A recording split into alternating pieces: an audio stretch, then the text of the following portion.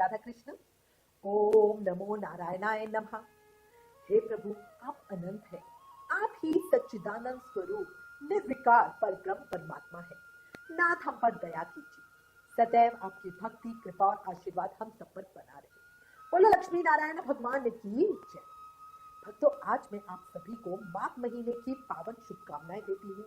माघ मास वो महीना है जिसे हमारे शास्त्रों में परम दुर्लभ कहा गया है। ऐसा महीना जो जीवन में इच्छाएं पूरी करता है और आगे चलकर मोक्ष का द्वार खोलता है। और सच बताऊं, माघ मास की सुबह जब धुंध छाई होती है, ठंडी हवा चेहरे को छूती है और नदी का जल जैसे खुद भगवान का आशीर्वाद बनकर बहता है, उस समय अगर इंसान श्रद्धा से स्नान करे तो जीवन की थकान भी उतर जाती है और मन का बोझ भी हल्का हो जाता है। कहते हैं ना, माघ का महीना भाग्य जगाता है, डूबा हुआ जीवन फिर से मुस्कुराता है। आज की इस वीडियो में मैं आपको माघ मास का संपूर्ण फल देने वाली 6 पौराणिक कहानियां सुनाने जा रही हूँ।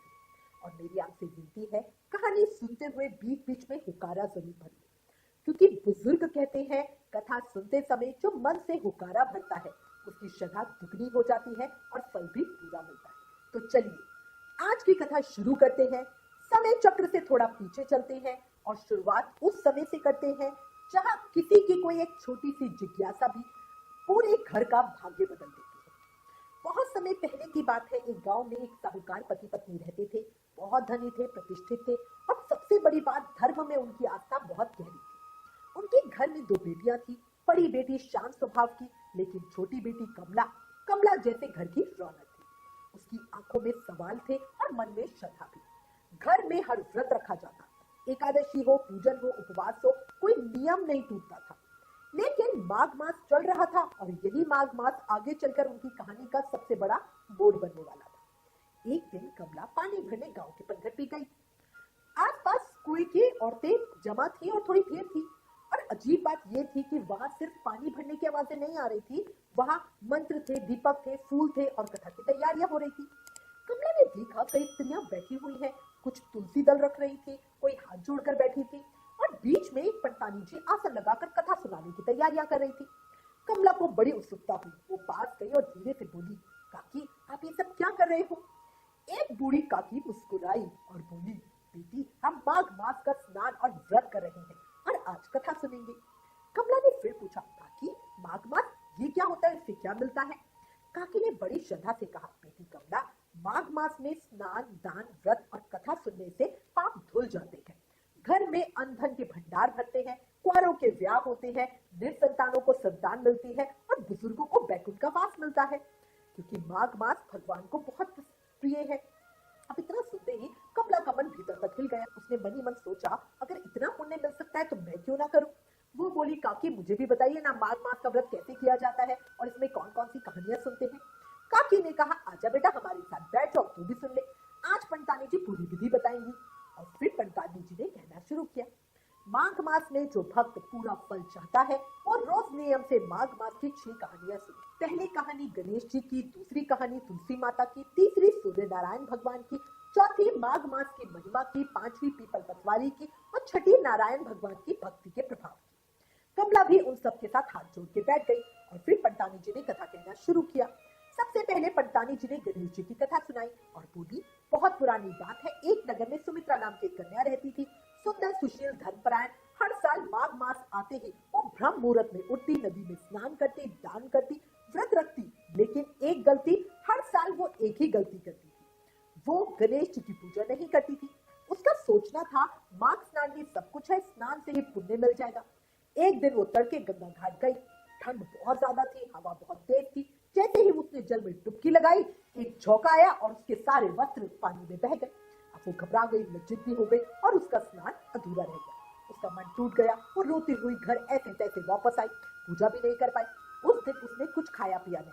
मन में एक ही प्रश्न था, मैं तो स्नान करने गई थी, फिर विघ्न क्यों पड़ा? रात को उसे स्वप्न आया। एक वृद्ध मुनि के रूप में स्वयं गणेश जी उसके स्वप्न में प्रकट हुए और बोले, तुम स्नान, दान, व्रत तो करती हो, पर हर शुभ कार्य से पहले गणेश पूजन अनिवार्य है, वो तुम नहीं करती। मैं विघ्न हरता हूँ, लेकिन बिना स्मरण किए, बिना बुलाए भला विघ्नों को कौन हरेगा? सुमित्रा कांप उठी। उसने हाथ जोड़कर कहा, हे प्रभु, मुझसे भूल हो गई, क्षमा कर दीजिए, क्षमा कर दिए।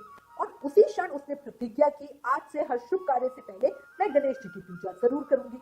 अगले दिन उसने सबसे पहले दुर्वा चढ़ाई, फूल अर्पित किया, मोदक का भोग लगाया, फिर स्नान करने गई और इस बार कोई विघ्न नहीं आया। स्नान बढ़िया पूरा हुआ, मन में शांति आई। तभी पंतानी जी ने कहा, इसीलिए कहते हैं पहले गणपति फिर बाकी सब।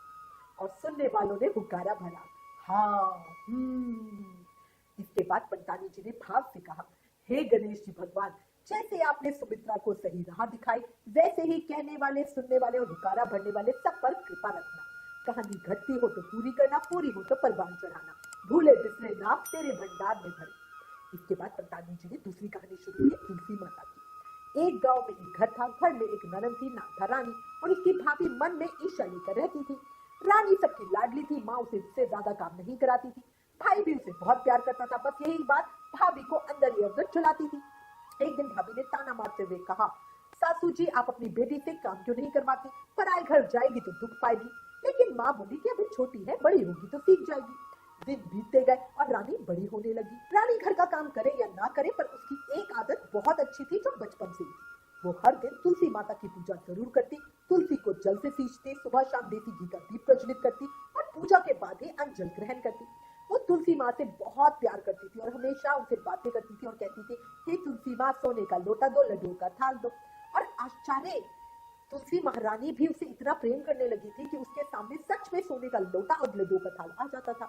रानी वो सब अपनी माँ को दे देती थी और उसी से घर चलता था। घर में कभी किसी धन धान्य की कमी नहीं हुई।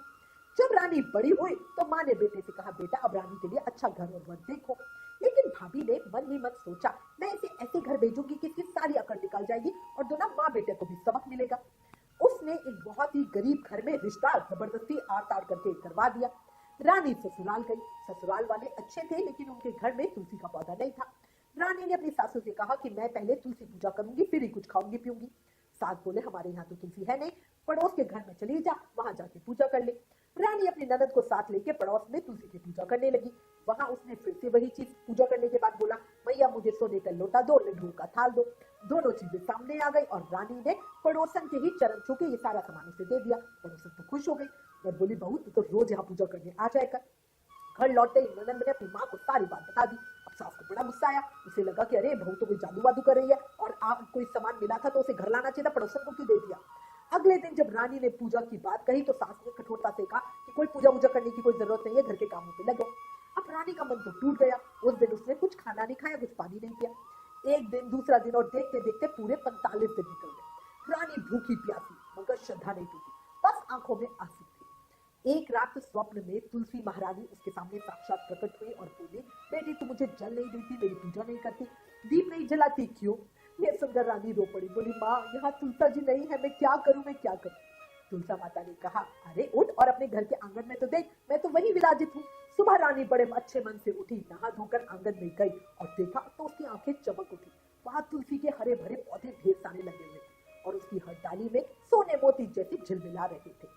रानी ने बढ़िया जल अर्पित किया, दीप प्रज्वलित की, परिक्रमा की और फिर वही प्रार्थना की, हे माँ मुझे सोने का लोटा दो, लड्डुओं का थाल दो। और वो दोनों चीजें फिर से आ गई। रानी ने सास के पैर छूकर सब चीजें दी तो सास तो हैरानी रह गई, ये सब कहाँ से आया? रानी ने पूरी बात साफ साफ बता दी। सास की आंखों में शर्म आ गई और वो बोली, बहू मुझसे बहुत बड़ा अपराध हो गया। और सास जब उसके पैर पकड़ने लगी तो रानी बोली, सासू माँ उल्टी गंगा क्यों बहाती हो? मैं आपके पाँव लगूंगी, आप मेरे पाँव ना लगो, आज तो तुलसी माता के पाँव लगो।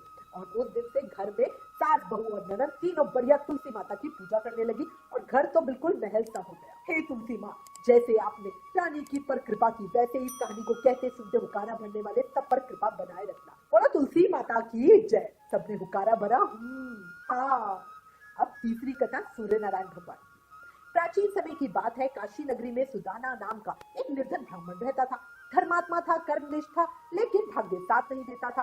घर में बड़ी दरिद्रता थी, तन में रोग था और समाज में अपयश था। उसने हर उपाय किया लेकिन दुख दूर नहीं हुए। एक दिन उसके द्वार पर एक तपस्वी साधु आए। सुदामा ने उन्हें जल दिया, भोजन करवाया तो साधु प्रसन्न होकर बोले, वत्स तुम्हारा दुख केवल सूर्य नारायण भगवान की कृपा से ही दूर होगा। माघ मास में प्रतिदिन सूर्योदय से पहले स्नान करो, सूर्यदेव को अर्घ्य दो, ओम सूर्याय नमः मंत्र का जाप करो, लाल पुष्प चढ़ाओ, गुड़ गेहूं का दान करो।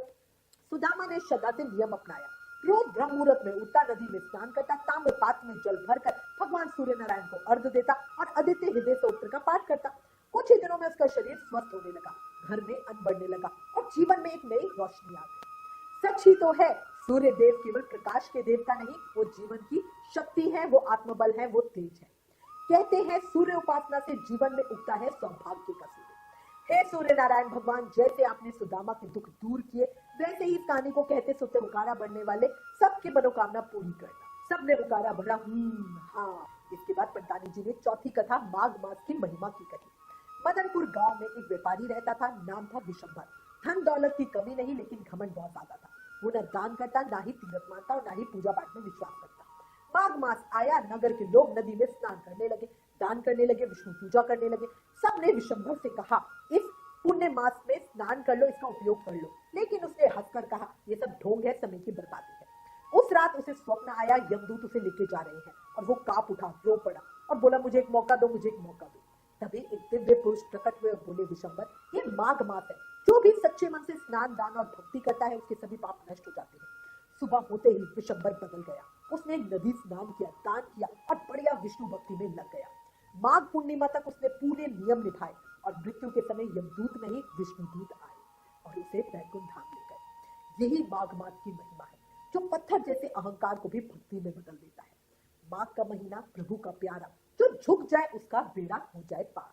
बोला माघ मास के ठाकुर की जय। सभी ने हुकारा भरा हाँ।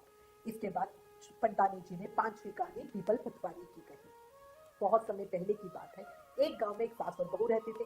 वो गुजरी जात के थी, गरीबी घर में बहुत ज्यादा थी। सास ने कहा, बहू दूध दही बेच कर आ। बहू बेचने के लिए निकली। रास्ते में उसने देखा औरतें पीपल पटवारी सींच रही हैं। बहू ने उनसे पूछा, तुम ये सब क्या कर रही हो?